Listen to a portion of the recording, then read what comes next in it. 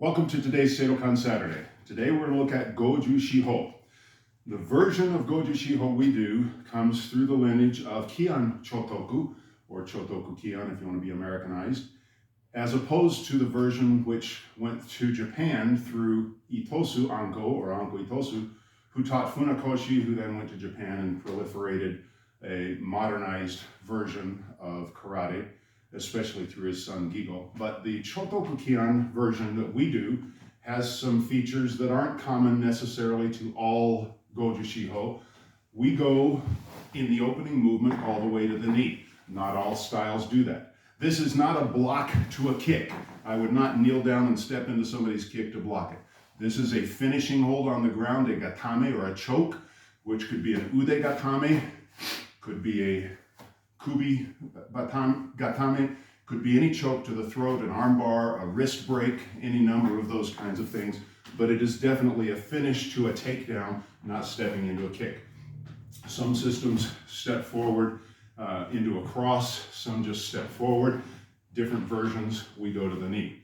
Secondly, the sequence of supposed spear hands, which are actually rotating the opponent's body or deflecting and striking or taking the head and whipping it, which again could go into the takedown in the opening movement, is not striking with the nukite spear hand, although it's interpreted that way a lot of times, 3 spears.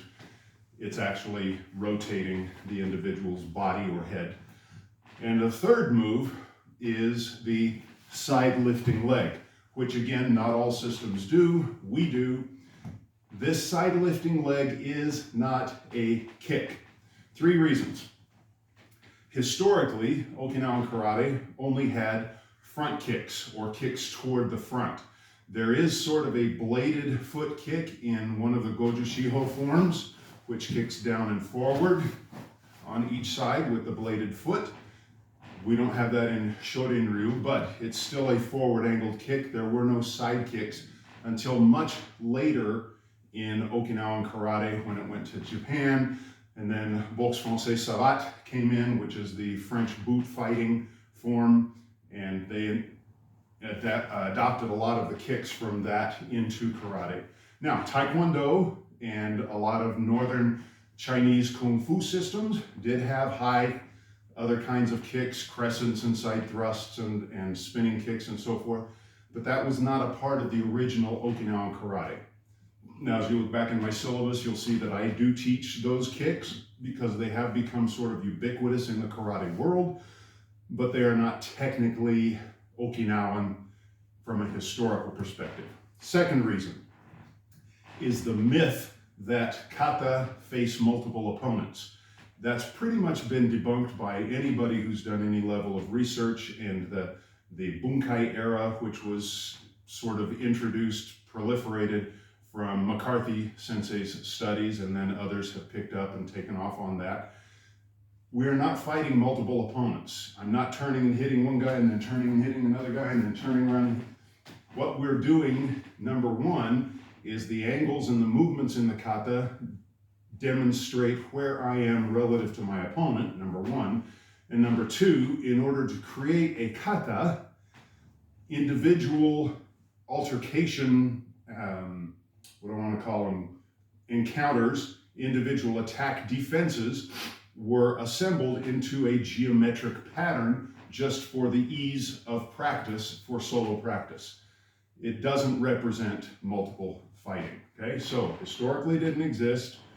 The myth that many people are mistaken about, that we face multiple opponents, is not true. And then thirdly, if we cross-examine other fighting systems or combative activities, we see, for example, in wrestling, when I coached, we called this an elevator, especially if I was on my back and I used my leg to lift my opponent's leg or hip.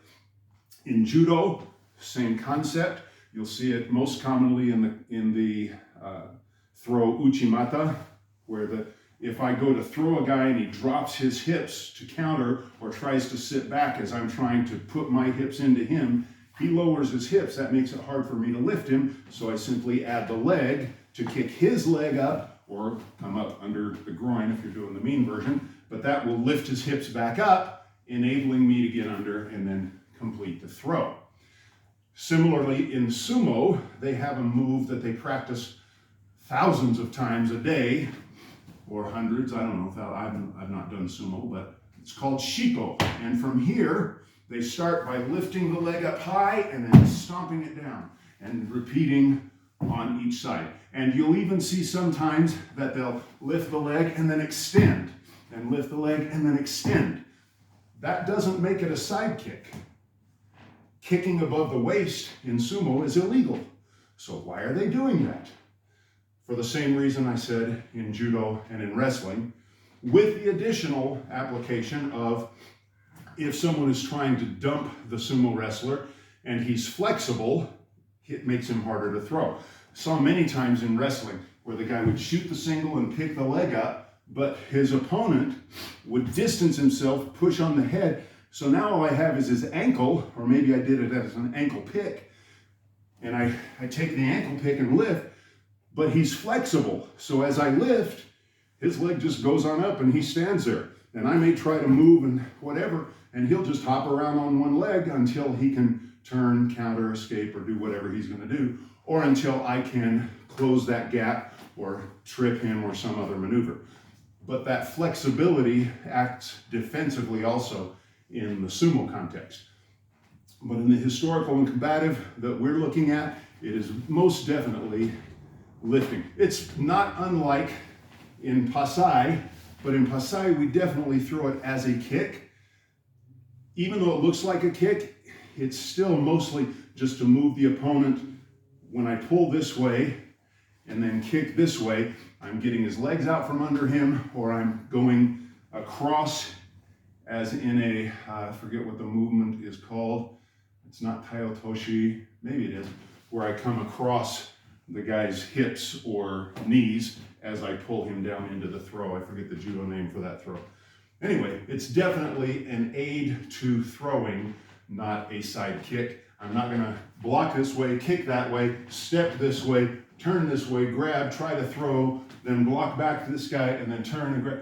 That doesn't make any sense. That's that mistaken idea of multiple opponents, okay? I believe that's it. Oh, and Gojushiho historically comes from China again, as most of the Shorin forms do.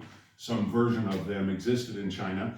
The progenitor, if you will, of Gojushiho is actually the Drunken style of Kung Fu, which is why we have the falling looking type movements.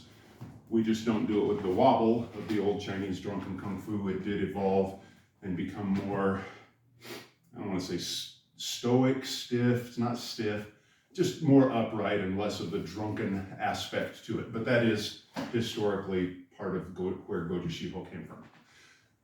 Gojushiho.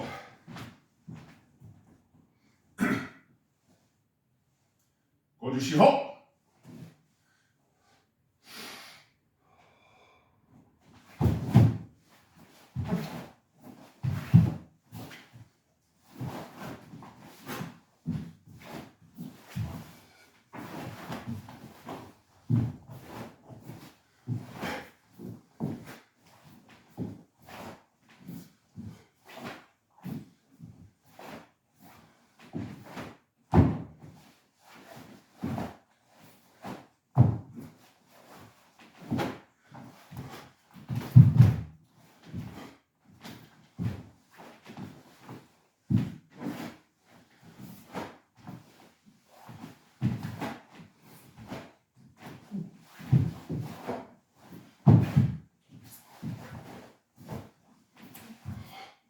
Hey! Gojushiho. That's it for today. Thank you for joining. Oh, we hit over 700 subscribers this week on my channel. It doesn't do anything for me. 700 doesn't get me any money or whatever, but it's a big, I don't know, milestone each 100 that adds. Thank you. Like, I'm out of breath. Share, subscribe, leave a comment, ring the bell, call your mom. And until next week, most importantly, as always, let's keep practicing.